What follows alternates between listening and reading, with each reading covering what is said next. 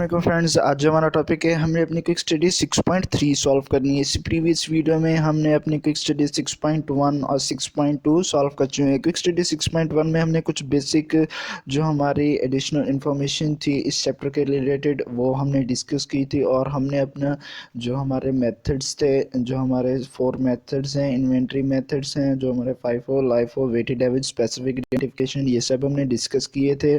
और हमने store ledger card भी डिस्कस किया था। तो होप सो आपको बातें समझ में आई होंगी। अगर कोई क्वेश्चन हो तो क्यूरी आपने ज़रूर पूछना है।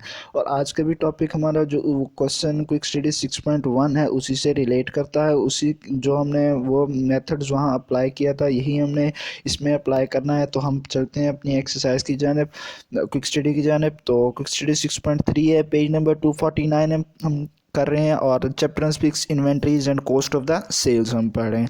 उसके बाद हमने देखना है क्विक स्टडी 6.3 में क्या कहते हैं। Company reports the following beginning inventory and purchases for the January on the January 26 345 units for sold. अब वो क्या कहते हैं, दे कंपनी ने रिपोर्ट्स किए हैं बिगिनिंग इन्वेंट्री और परचेजेस किसके लिए, किस मंथ के लिए, जनवरी के लिए। तो हमें नीचे कुछ हमें टेबल में दिया गया है। पहले नंबर पे हमें बिगिनिंग इन्वेंट्री दी गई है, फिर हमारे पास 2 परचेजेस दिए गए, एक जनवरी की 9 को, जनवरी की 25 को। उसके बाद फिर वो कहते हैं कि जनवरी की 26 को क्या किया, 345 यूनिट्स सोल्ड किए हैं कंपनी ने। उसके बाद वो कहते हैं what is the cost of the 140 units that remain in the ending inventory. अब वो कहते हैं कि हमारे पास कॉस्ट क्या होगी 140 यूनिट्स की जो कि एंडिंग इन्वेंट्री में हमारे पास होंगे, assuming the cost are assigned based on. अब वो कहते हैं कि हमने असाइंड कॉस्ट बतानी है इनकी FIFO के ज़रिए, LIFO के ज़रिए, वेटेड एवरेज के ज़रिए।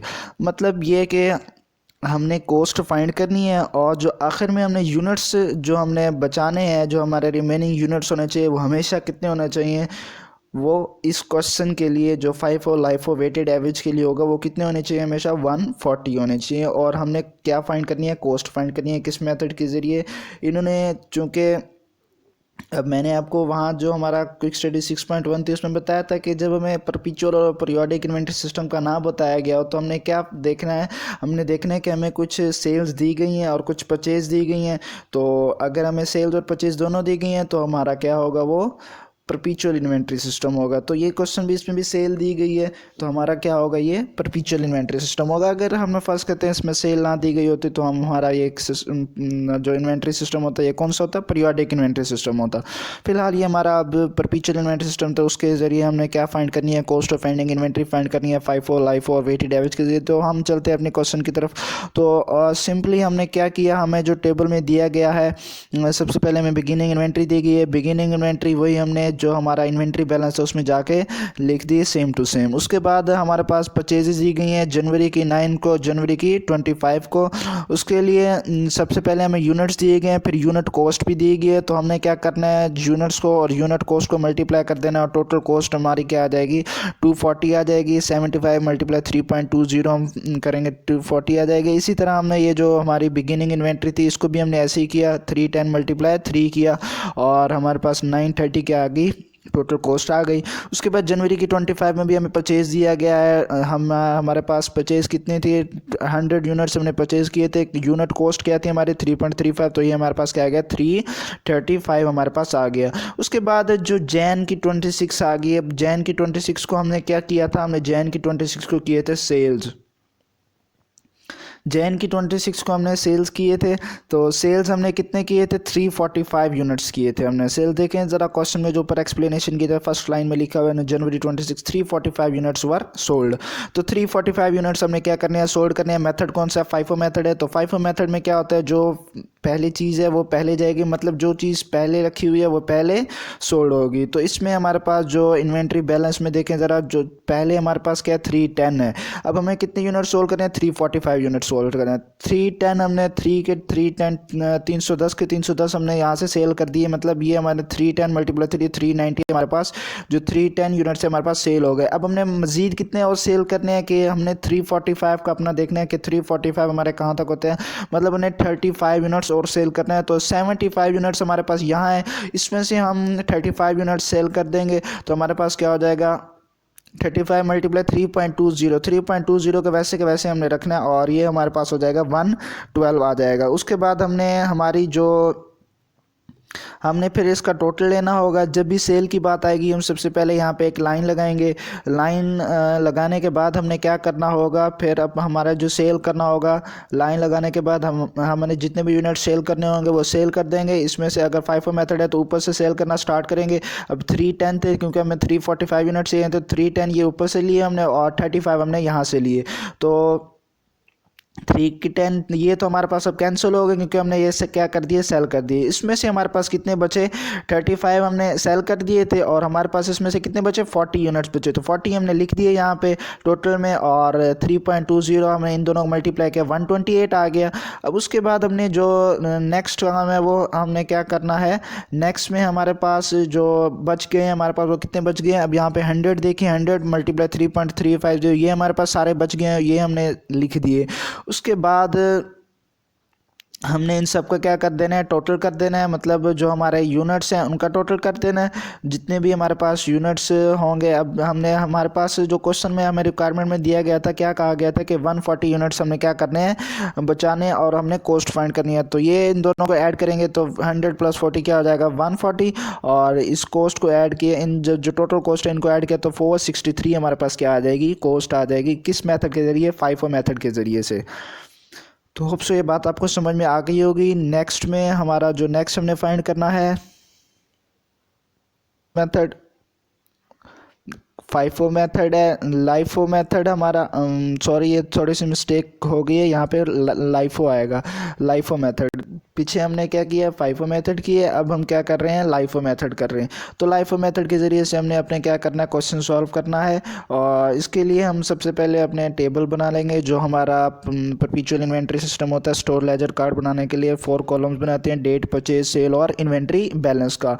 तो हमने जो हमारी बिगिनिंग इन्वेंट्री थी वो वैसे के वैसे आ गई, परचेज हमने किए थे वो भी वैसे के वैसे क्या आ गए, हमारे पास किस में आ गए, जो हमने इन्वेंट्री बैलेंस किया था उसमें ऐड हो गए। उसके बाद हमने क्या करना है, उसके बाद हमने सेल फाइंड करनी है अपनी। सेल मतलब हमने कितने यूनिट्स करने हैं, 345 यूनिट्स हमने क्या करने हैं, सेल करने हैं। तो सेल करने हैं तो हमारे पास कर रहे हैं LIFO मेथड में हम क्या करते होते हैं, लास्ट इन फर्स्ट, और मतलब जो चीज़ लास्ट में है वो सबसे पहले सेल होगी।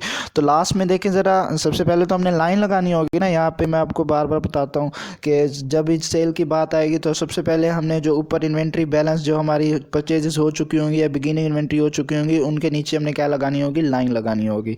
तो उसके बाद हमने क्या करना होगा, अपने यूनिट जितने भी होंगे वो सेल करने होंगे। नीचे से हमने सेल करना स्टार्ट किया है, हमारे पास हमने कितने यूनिट सेल करने हैं, 345। तो 345 यूनिट सेल करेंगे। ये 100 के 100 हमने यूनिट सेल कर दिए, ये वैसे के वैसे आ गए हमारे पास। 100 मल्टीप्लाई 3 इसको हमने कट कर दिया, मतलब ये हमारे पास पूरे सेल हो गए। उसके बाद 75 भी हमारे पास, क्योंकि हमने 345 यूनिट सेल करने हैं, 75 के 75 हमने क्या कर दिए, सेल कर दिए। 100 भी सेल कर दिया, 75 भी सेल कर दिया। बाकी रिमेनिंग हमने कितने सेल करने होंगे कि 345 हमारे पास हो जाए, 170 हम मज़ीद सेल करेंगे तो हमारे पास कितने यूनिट्स हो जाएंगे, 345।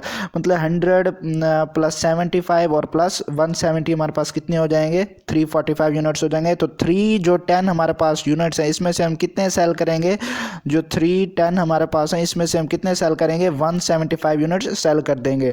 मतलब 170 मल्टीप्लाई 3 करेंगे और ये हमारे पास कितना आ जाएगा, 510 आ जाएगा। बाकी हमारे पास जो रिमेनिंग बचेंगे, मतलब ये भी हमने सेल कर दिए सारे, ये भी हमने सेल कर दिए सारे, इसमें से कितने बचेंगे, हमने 170 सेल कर दिए थे। 170 जब हमने सेल कर दिए तो बाकी हमारे पास कितने बचे, 140 हमारे पास क्या बचे, बकाया बचे।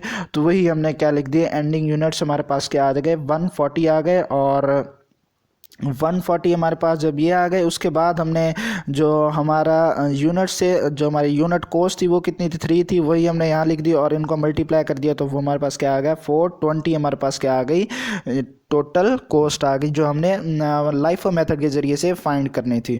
होप सो ये बात आपको समझ में आ गई होगी। उसके बाद हम अपना जो नेक्स्ट मेथड है, जो हमने वेटेड एवरेज है मेथड, वो हम डिस्कस करते हैं। वेटेड एवरेज मेथड भी सिंपल सा है। वेटेड एवरेज मेथड में आपने क्या करना है, सबसे पहले एक तो स्टोर लेजर कार्ड बना लेना है, date, purchase, sale, inventory balance के नाम से। और उसके बाद जो हमारी बिगिनिंग इन्वेंट्री होगी वैसी की वैसी, और परचेज जो हमने की होंगी वो वैसे की वैसी हमने लिख देनी होगी। उसके बाद हमने क्या करना है, जब हमारी सेल की बात आएगी सबसे पहले हमने लाइन लगानी होगी। तो लाइन लगाने इसमें थोड़ा सा डिफरेंट ये होता है कि जब हम वेटेड एवरेज में क्वेश्चन सॉल्व कर रहे होते तो सबसे पहले हमने 2 लाइन्स लगानी होगी, और जो ऊपर हमारे जितने भी यूनिट्स होंगे और जितने भी हमारी कॉस्ट होगी, टोटल कॉस्ट होगी, इन दोनों को क्या करना होगा, ऐड करना होगा। तो ये हमारे पास 485 यूनिट्स हो गए। 485 हमारे पास टोटल यूनिट्स हो गए। टोटल कॉस्ट को हमने ऐड किया, 965 हमारे पास क्या हो गई, टोटल कॉस्ट हो गई। अब हमने जब ये यूनिट कॉस्ट फाइंड करनी है तो इन सब को यूनिट कॉस्ट को नहीं ऐड कर देना, इन सब को ऐड करेंगे तो हमारा क्वेश्चन गलत होगा। तो हमने अपनी यूनिट कॉस्ट कैसे फाइंड करनी होगी, हमने यूनिट कॉस्ट फाइंड करने के लिए ये जो हमारे पास 965 होगा इसको डिवाइड करेंगे हम 485 पे, मतलब 965 को हम डिवाइड कर देंगे किस पे, 485 पे। हमेशा ऐसे ही करना है, अपने जो हमारी टोटल कॉस्ट होगी उसी को डिवाइड करना है यूनिट कॉस्ट पे, तभी हमारा क्या आएगा, आंसर सही आएगा। तो हमने इन दोनों को डिवाइड किया तो हमारे पास क्या अपना जो यूनिट कॉस्ट वो क्या आ गई, 1.99 आ गई हमारे पास, यूनिट कॉस्ट आ गई।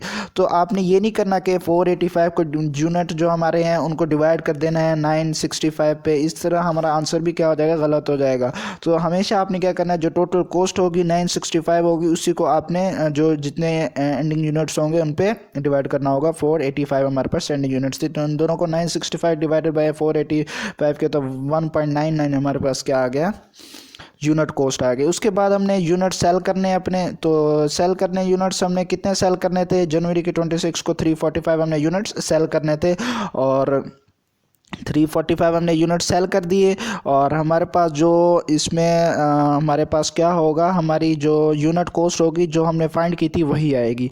उसके बाद हमने 345 यूनिट सेल किए, और इसमें से जो 485 में से हमने कितने सेल किए, 345 सेल कर दिए, तो बकाया कितने बचे हमारे पास, 140। हमेशा इसमें 140 ही हमारे पास बचे, तभी हमारा आंसर क्या होगा, सही होगा। अकॉर्डिंग टू क्वेश्चन हमने कितने यूनिट्स रिमेनिंग बचाने थे, 140 यूनिट्स ही बचाने थे, तो 140 यूनिट्स बचाए हैं हमने, मतलब ये हमारा क्या है, क्वेश्चन सही हो गया। तो 140 यूनिट्स ही हमारे क्या होने चाहिए, रिमेनिंग होने चाहिए। उसके बाद हमने कॉस्ट देखनी है, तो कॉस्ट देखने के लिए हम क्या करेंगे, 140 को मतलब 1.99 से मल्टीप्लाई कर देंगे, जो कि हमारी क्या है, यूनिट कॉस्ट है। तो हम 278.6 हमारा क्या हो जाएगा, आंसर हो जाएगा। और इसी तरह हमने ये जो हमारे 345 जो हमने यूनिट सेल किए थे, इसमें भी हमने जो यूनिट कॉस्ट होगी वो कौन सी लेनी होगी, जो हम वेटेड एवरेज के मेथड में इन दोनों को डिवाइड करने के बाद जो फाइंड करेंगे वही हमारी क्या होगी, यूनिट कॉस्ट हम यहीं लेंगे। और 6.55 हमारे पास क्या हो जाएगी, इसकी जो हमने यूनिट सेल की हैं इसकी टोटल कॉस्ट हो जाएगी। फिलहाल हमारे पास जो हमारा आंसर, जो मेन आंसर है वो 140 यूनिट्स हैं, और 278.6 हमारी टोटल कॉस्ट है। बस हमने इस क्वेश्चन में यही 3 चीज़ें फाइंड करनी थी। होप सो आपको ये बात समझ में आ गई होगी। अगर कोई क्वेश्चन हो, कोई क्वेरी हो, आपने ज़रूर पूछना है। अगर आप मेरे चैनल पर न्यू हैं तो चैनल को सब्सक्राइब कर दें, वीडियो को लाइक कर दें, ताकि आपको आने वाली हर नई वीडियो का नोटिफिकेशन मिल सके।